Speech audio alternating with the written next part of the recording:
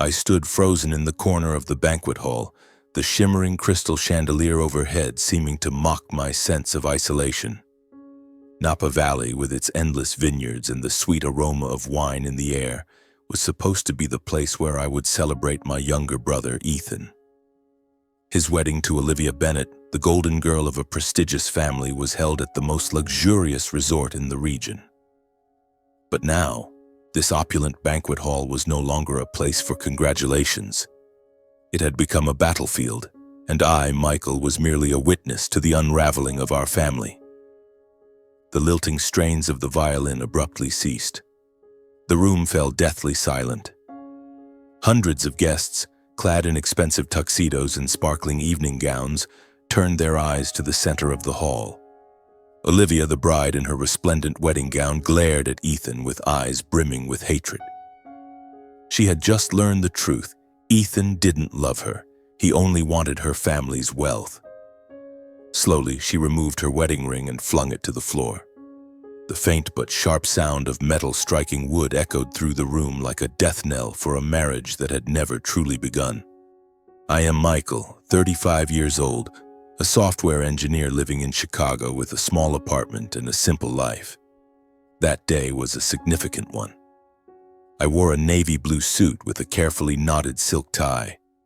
I drove through the winding roads of Napa Valley, the late afternoon sunlight glinting off the endless vineyards.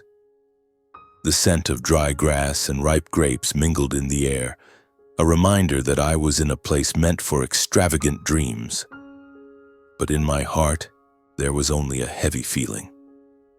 I had come to attend the wedding of Ethan, my younger brother, to Olivia Bennett, the golden girl of the region's most prestigious family. I wanted to bless him, to be the devoted older brother I had always been.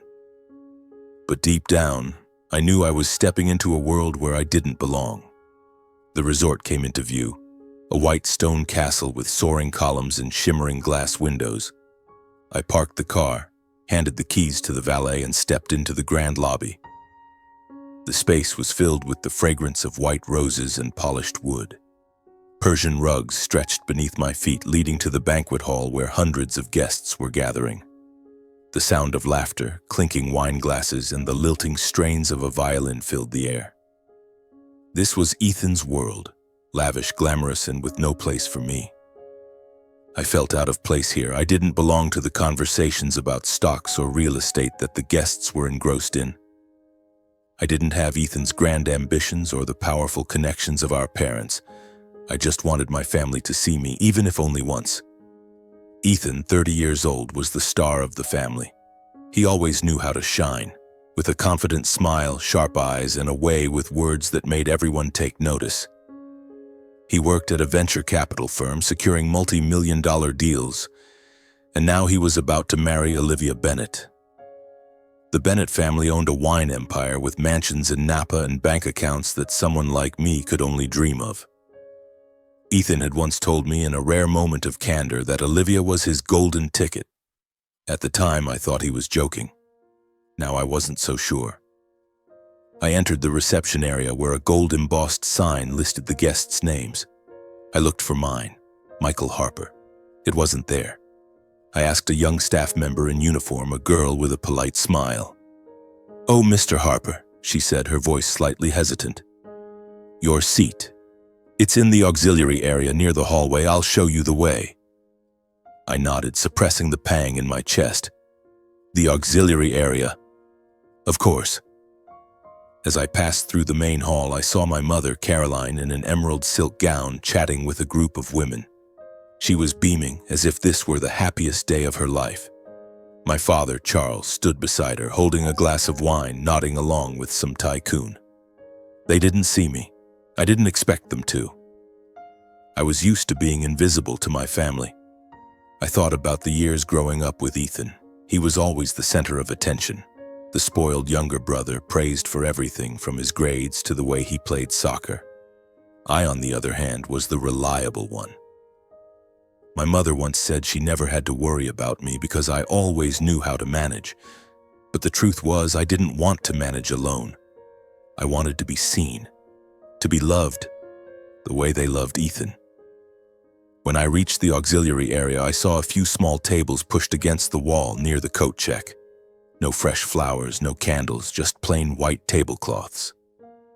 I sat down looking into the main hall through a glass door. There, Ethan was shaking hands with guests, his smile radiant as the sun. Olivia stood beside him, her wedding gown sparkling, her eyes gentle yet sharp. They were the perfect picture, and I was a blur outside the frame. I told myself not to care. I was here for Ethan, for the family. But as I looked at the lavish tables in the main hall adorned with white roses and crystal chandeliers, I couldn't stop the aching feeling. I had hoped, even if just this once, that my family would see me as part of them. But today, like every other day, I was just an outsider. I sat at the small table, my fingers tracing the edge of the tablecloth, trying to focus on the glass of water in front of me. The sound of the violin from the main hall drifted over, mingling with the laughter and chatter of the crowd. Through the glass door, I saw my mother adjusting Olivia's shawl, her eyes tender as if she were looking at her own daughter. My father was patting Ethan on the shoulder, laughing heartily at some joke. They were a family, but I wasn't part of it. A server approached, placing a simple salad plate in front of me. I glanced toward the main hall, where appetizers were presented like works of art: lobster, caviar, and sparkling glasses of wine. I wasn't angry at the server, they were just doing their job. But the feeling of being pushed to the sidelines as if I weren't worthy of what my family was enjoying tightened my chest. I stood up, determined to find my mother. Maybe I could say something, even just a greeting. I entered the main hall, weaving through groups of guests engaged in lively conversation. The air was thick with the scent of expensive perfume and wine. I spotted my mother near the head table, adjusting a bouquet of roses. "Mom," I called, my voice soft but clear. She turned, the smile on her face fading. "Michael, there you are," she said, her tone light but lacking warmth. "Are you okay? I'm terribly busy taking care of Olivia and the guests." I nodded, swallowing the pang that rose within me. "I just wanted to ask, why am I seated in the hallway? I'm Ethan's brother." My mother frowned as if my question were an inconvenience. "Oh, Michael, don't make a fuss. The main hall is for close family and Ethan's important friends. You know he needs to make a good impression on the Bennetts." She turned away, resuming her work with the flowers as if I were no longer there. I stood frozen, her words hitting me like a slap. Close family, wasn't I close family? I turned and caught my father's eye. He was talking to an older man, but when he saw me, he gave only a slight nod, signaling me not to interrupt. I felt like a child abandoned in the middle of a crowd. With a final resolve, I sought out Ethan. He was standing near the gift table, laughing with a group of friends. "Ethan," I called, pushing past a few people. He turned, his smile fading when he saw me. "Michael, what's up? You look way too stressed." "I'm seated in the hallway," I said bluntly, my voice low but firm. "Near the coat check. You think that's okay?" Ethan burst out laughing as if I'd just told a joke. "My God, are you serious? Be grateful you were invited at all. You know how important today is for me." He clapped me on the shoulder, then turned back to his friends as if I were just a passing breeze. I stood there, humiliation crushing my chest. I wanted to scream, to tell him that I was his brother, that I had sacrificed so much to keep this family together. But I said nothing. I returned to my table, sat down and stared out the window. The vineyards outside were still beautiful, but they couldn't soothe the bleeding wound inside me. I returned to the small table near the coat check, the light from the main hall filtering through the glass door, casting shimmering fragments onto the water glass in front of me. The laughter and violin music still echoed, but they felt distant, as if they belonged to a world I could never touch. I gazed outside, where the Napa Valley vineyards stretched under the glow of the sunset, and suddenly memories flooded back. Not joyful ones. Not the evenings playing catch with Ethan or the times Mom baked cookies for us both. The memory that came was a deep, sharp, and painful cut. I remembered my 30th birthday 5 years ago. I had hoped even just a little that my family would remember. I didn't need a party or expensive gifts, just a dinner, a phone call, or even a hug. But that day, our house was aglow with lights and laughter, not for me. Ethan had just been promoted at his venture capital firm, and our parents decided to throw a grand party to celebrate him.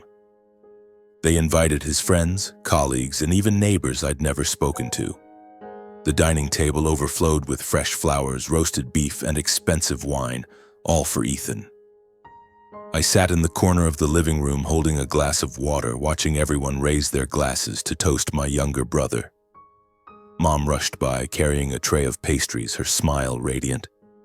"Michael, can you help me bring this out?" she said, not once meeting my eyes.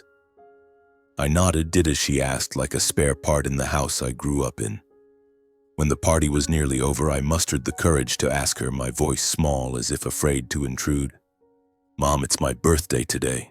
Did everyone forget?" She paused, still holding a dishcloth, her eyes flickering with brief confusion. "Oh, Michael, I'm so sorry. We were so busy, it slipped my mind." She smiled as if it were a minor oversight. "Happy birthday, sweetheart. I'll make it up to you later." But there was no later. 2 days later, I received a text from her, brief and cold. "Happy birthday, was too busy and forgot." No explanation, no phone call. I texted back, trying to keep my tone light. "Mom, I'm a bit sad that no one remembered." She replied immediately, but each word felt like a knife. "Michael, don't be so sensitive. Ethan needs support. He's under a lot of pressure in his career. You're always stable. I don't worry about you." Stable. That word pierced my heart, leaving a wound that never healed. I was stable, so I didn't need to be loved. I was stable, so I didn't deserve to be remembered. That memory wasn't the first. When I graduated college, my parents arrived late because Ethan had a basketball game. When I got a promotion at my software company, they nodded briefly, then turned to brag about Ethan's latest $1 million deal.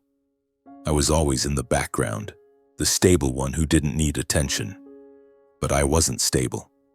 I was lonely, in my own family. I looked back at the banquet hall where Ethan was laughing with the guests. He was still the center of it all, as he had been for years.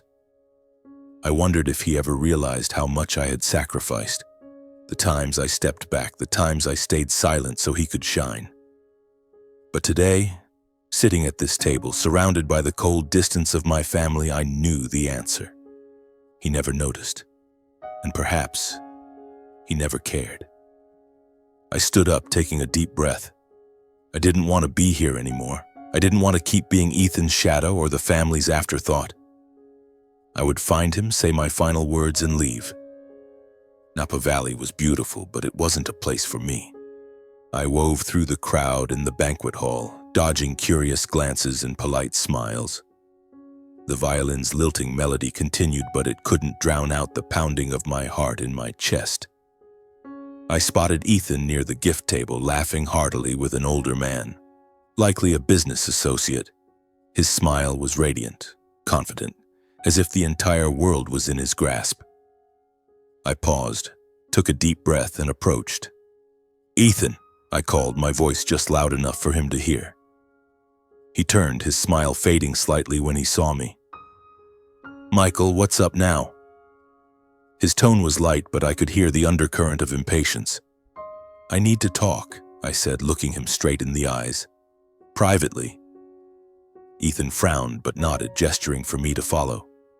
We left the main hall, stepping into a quiet corner near the hallway, where there were only a few velvet-upholstered chairs and a window overlooking the vineyards. The sunset bathed the space in golden light, but it did nothing to ease the heaviness inside me. "What's this about, man?" Ethan asked, crossing his arms, his tone slightly mocking. "Don't tell me you're still mad about the seating arrangement. Seriously?" I looked at him, the younger brother I had once loved and protected. But now I saw only a stranger. "I'm leaving, Ethan," I said, my voice hoarse but clear. "I don't belong here. I just want to say a few things before I go." Ethan scoffed, shaking his head. "Leaving? Are you kidding? This is my wedding, Michael. You can't just walk out because you feel hurt." He emphasized hurt as if it were a punchline. I didn't respond. I gazed out the window where the vineyard stretched like a promise of peace I'd never known. "Ethan," I continued, my voice slow and deliberate, Marrying Olivia is a big step. The Bennetts aren't like us. They have money, power, and expectations. If you want to fit in with them, you need to be sincere. Don't try to play games because they'll see through it. And Olivia, she's smart. She deserves respect. Ethan burst out laughing, the sound so loud it startled me. Sincere? Oh, Michael, you're so naive. I've got everything under control. Olivia loves me, her family trusts me. I know how to make them depend on me, especially Olivia. She'll think I'm the perfect husband, and when the time comes, the Bennett fortune will be mine. He smirked, his eyes glinting with smug satisfaction. Don't worry, big brother. I'm playing this game well. I was stunned, not by his plan. I'd suspected it for a while, but by the brazenness in his voice. He showed no remorse, no hesitation.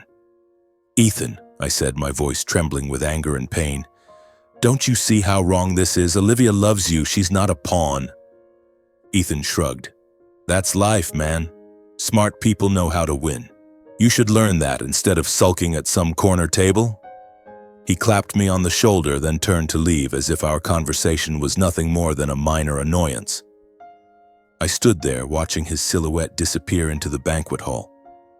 In the quiet of the hallway, I caught the faint sound of footsteps. I turned and saw a figure slip by, white dress, hair pinned up. Olivia. My heart sank. Had she overheard? I wasn't sure, but the fleeting glance she cast, sharp and laced with suspicion, told me everything was about to change. I lingered in the corner of the hallway for a moment longer, the sunset outside the window casting a golden hue over the Napa Valley vineyards, but it couldn't calm the storm raging inside me. Ethan's words, smug, cold, and calculating, still echoed in my mind. The Bennett fortune will be mine. I wanted to believe he was just boasting, that he wasn't truly that heartless. But his eyes, devoid of remorse, had shattered any hope. I no longer recognized my brother. The soft click of high heels approaching pulled me from my thoughts. I turned to see Olivia standing there, her white wedding gown shimmering under the hallway lights. Her hair was elegantly pinned up, with a few loose curls framing her face, but her eyes no longer held the tenderness they had when she stood beside Ethan. They were sharp, filled with suspicion, and it made my heart sink. She had overheard, not everything, but enough to bring her to me. Michael, she said, her voice low but trembling slightly as if she were struggling to hold herself together. I need you to tell me the truth. What did Ethan say to you? About me, about my family? She stepped closer. Her hands clenched, her gaze locked onto mine as if searching for the truth in every breath I took. I hesitated, not because I wanted to protect Ethan, he didn't deserve it, but because I was afraid. Afraid that speaking would destroy everything, that it would shatter my family, cold as they were to me, beyond repair.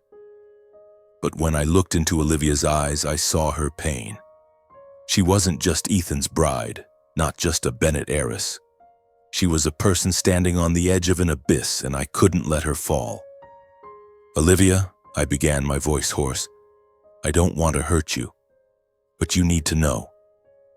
I took a deep breath, my gaze drifting to the vineyards for a flicker of courage. Ethan bragged that he'd make you emotionally dependent on him. He said he'd play the perfect husband to win your family's trust. And then, he wants the Bennett fortune. Olivia froze, her hands dropping to her sides. He said that? She asked, her voice barely a whisper. I nodded, guilt weighing heavily on me. I'm sorry, Olivia, I told him to be sincere, but he didn't listen. She turned away, staring out the window, her shoulders trembling slightly. I thought she might cry, but when she faced me again, her eyes were harder than ever. I need to be sure, she said, pulling her phone from a small beaded clutch attached to her gown. I can't just believe it right away. Not because of you, Michael, but because I loved him. The word loved came out like a wound, and I understood her pain more deeply than I expected. Olivia called the Bennett family lawyer, her voice calm but razor sharp. I stood there, catching fragments of the conversation. Yes, I need to know now. Ethan Harper, the prenuptial agreement. She fell silent, her eyes darkening as the lawyer responded. When she hung up, she looked at me, her voice icy.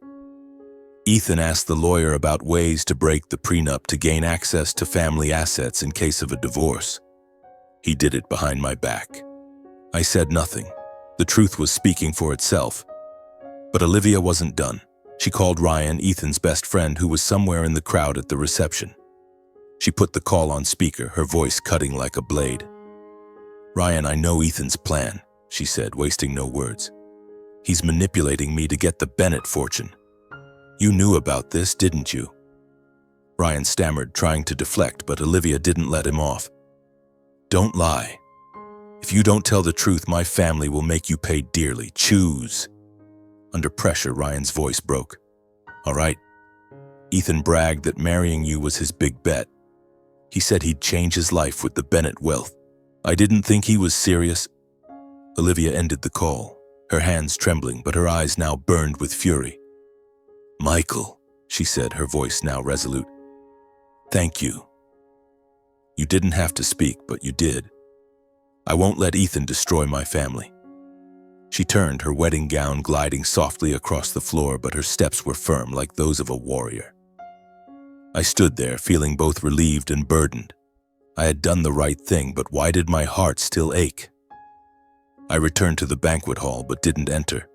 I stood at the entrance, watching Ethan laugh and chat with guests, oblivious to the storm approaching.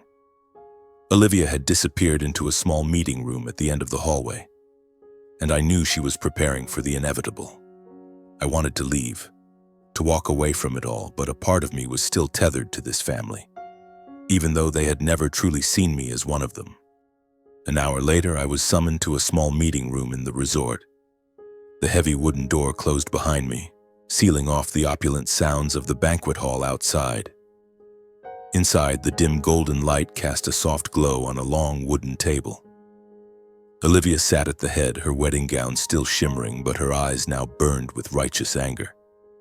Ethan stood in the corner, arms crossed tightly, his face flushed. My mother, Caroline, sat beside my father, Charles, both looking as though they'd been dragged into a nightmare. I stood near the door, not sitting, feeling like an outsider in my own story. "Michael," Olivia said, her voice calm but razor-sharp. "Tell us what you heard Ethan say." She looked at me, not with suspicion, but with a trust I had never received from my own family. I took a deep breath, my gaze flickering to Ethan. He shook his head as if to stop me, but I didn't falter. "Ethan said he would make Olivia dependent on him to manipulate her and her family," I said, my voice hoarse but clear. "He bragged about playing the perfect husband to win their trust, then taking the Bennett fortune." Each word landed like a hammer, and I saw my mother cover her face, my father bowing his head. Ethan lunged forward, pointing at me. "You're lying.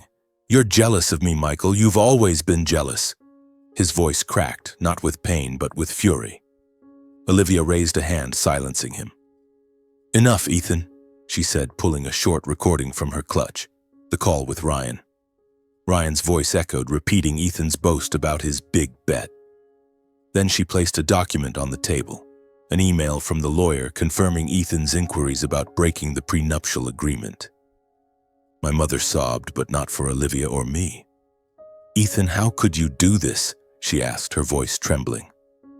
My father gripped her hand, but his eyes remained on Ethan, searching for an explanation that could salvage the moment. Ethan slumped into a chair, hands clutching his head. I just wanted us to have a better life," he mumbled. But no one believed him. Olivia stood, her gaze sweeping the room. "The wedding is canceled. Ethan, you leave now." She turned to me, her voice softer. "Michael, thank you." I nodded, saying nothing. My mother turned to me, her eyes red and swollen. "Michael, how could you do this to your brother?" Her words were a final dagger, but I didn't feel the pain. I felt only emptiness. I walked out of the room, leaving them with the truth. The door closed behind me, and for the first time I felt like I could breathe. I stood outside the meeting room, my back against the wall, my breathing still heavy from the confrontation. The closed wooden door couldn't block my mother's sobs from seeping through, but I didn't turn back. I had spoken the truth, and though it pierced my heart, I had no regrets. The banquet hall at the end of the hallway still glowed with chandelier light, the violin's melody lilting as if oblivious to the storm that had just erupted. But I knew it was coming. The meeting room door swung open. Ethan burst out, his face flushed, eyes wild.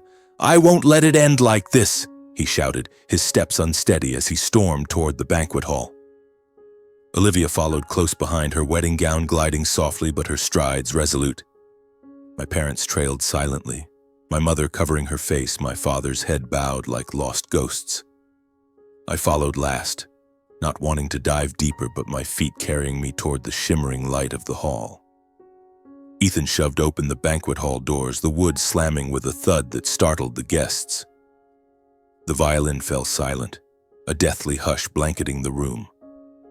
Hundreds of eyes, expensive tuxedos, glittering evening gowns, turned to him. "It's all lies," Ethan screamed, his voice breaking, pointing at Olivia. "She and Michael set me up. They're jealous of me, of us." He turned to the crowd, desperate for support, but met only cold stares. Olivia stepped onto the decorated platform where the 5-tiered wedding cake stood like a bitter mockery. She raised a hand, commanding silence. "I'm sorry for interrupting," she said, her voice low but resonant. "But you all deserve the truth." She looked directly at the crowd, her gaze unwavering. "Ethan Harper doesn't love me. He planned to manipulate me and seize my family's fortune. I have proof. From our lawyer, from his own words to his brother, and from his best friend." Olivia presented the evidence methodically before the entire gathering. The hall erupted in murmurs that grew into loud voices, shocked and disdainful gazes fixed on Ethan. I glanced at Olivia's parents, Mr. and Mrs. Bennett, seated at the head table. Edward Bennett, a tall man with silver hair, gripped his wife Lillian's hand tightly. His face was flushed, not with anger but with humiliation. I saw him squeeze Lillian's hand harder as if to keep her from breaking. Lillian, elegant in a lilac silk gown, covered her mouth, her eyes brimming with tears. "How dare he?" she whispered, her voice cracking loud enough for me to hear from a few meters away. "We welcomed him like our own." Edward bowed his head, his eyes reflecting deep disappointment, not just in Ethan but in himself for trusting him. The guests, members of the elite who knew the Bennetts, began to turn away. An older man, likely a business associate, shook his head and stood to leave. Others followed, the sound of shoes on the wooden floor like the drumbeat of Ethan's unraveling. He stood in the center of the hall, hands clutching his head, muttering, "No, no, no." But no one listened. The perfect image he'd crafted, the golden boy, the ideal husband, shattered like crystal on the floor. Olivia stepped down from the platform, her gaze lingering on Ethan one final time. "You chose this path," she said, then removed her wedding ring and flung it to the floor. The faint, sharp sound of metal striking wood rang out, like a death knell for a marriage that never began. She turned to her parents, her eyes softening. "I'm sorry, Mom. Dad," she said, her voice catching. Lillian stood, embracing her tightly, while Edward only nodded, his gaze still fixed on Ethan with contempt. My mother sobbed, but not for Olivia or the Bennetts. She rushed to Ethan, wrapping her arms around him, whispering, "My boy, I'll fix this." My father stood beside her, silent, but his eyes avoided mine, as if I were the cause of this collapse. I stood at the hall's entrance, an emptiness enveloping me. I wanted to tell them I only spoke the truth, that I didn't mean to destroy anything. But I didn't. I was tired of trying to be seen. Olivia approached, placing a hand on my shoulder. "Michael, you don't have to stay," she said, her voice gentle but sincere. "Thank you again." I nodded, looking at her one last time before turning away. The banquet hall was nearly empty now, filled only with my mother's cries and Ethan's defeated silhouette. I stepped outside, the Napa Valley sunset still beautiful, but this time it didn't hurt. It felt like a promise of a new beginning. A week later, I sat in my small Chicago apartment, the light from the window spilling onto the old wooden table. The sound of traffic outside filtered in, but it didn't bother me like it used to. This apartment, with its plain white walls and bookshelves stuffed with novels, had once been my escape from the world. But now, it was home, a place where I was beginning to learn how to live for myself. The phone on the table buzzed incessantly. My mother had called for the 10th time that day, leaving long, pleading voicemails. "Michael, how could you do this to Ethan? He's falling apart. We're family. You can't turn your back on us." I listened to one message, then deleted them all. My father texted too, his words brief but cutting. "You've disappointed me." I stared at the screen, my finger hovering over the block button, but I only turned the phone off. I was tired of their accusations, tired of apologizing for telling the truth. I stood and opened an old wooden box tucked under the bed. Inside were family keepsakes, a photo of Ethan and me playing catch as kids, a card from my mother when I graduated, my father's old basketball medal. I had once cherished them as proof that I belonged to them. But now, each item only stirred old wounds. I packed them back, locked the box, and shoved it into a corner of the closet. I didn't need them anymore. I didn't need memories that reminded me I was never important enough. I thought about Ethan. News had spread quickly in Napa Valley's elite circles. He'd been fired from his venture capital firm. No one wanted to work with someone branded a manipulator. My mother called to say he'd moved back home, locking himself in his room all day, but I felt no pity. Ethan had chosen his path, and I was no longer responsible for carrying his consequences. Olivia had texted me a few days earlier, her message brief but warm. "Michael, thank you. I'm doing okay, and I hope you are too." I smiled as I read it, but didn't reply. She owed me nothing, and I didn't want to intrude on her new life. I was just glad she'd escaped Ethan as I was trying to escape my own family. I opened my laptop and booked a flight to Colorado. I'd always dreamed of hiking in the Rocky Mountains where no one knew me, where there were no accusing stares or crushing expectations. I imagined standing on a peak, the cold wind whipping past, and for the first time I wouldn't feel alone. Not because someone was beside me, but because I had chosen myself. That night I sat on the sofa, holding a cold cup of coffee, gazing out the window. Chicago sparkled with city lights, but they no longer made me feel lost. I thought about the years I'd spent trying to please my family, the times I stayed silent when overlooked, the times I let Ethan shine. I had thought it was love, duty, but now I understood that love isn't sacrificing yourself for recognition. Love is being seen, being respected, and if your family can't offer that, they aren't family. I stood and opened the window. The cool night air rushed in, carrying the scent of rain and exhaust. I breathed deeply, feeling like I was truly breathing for the first time in my life.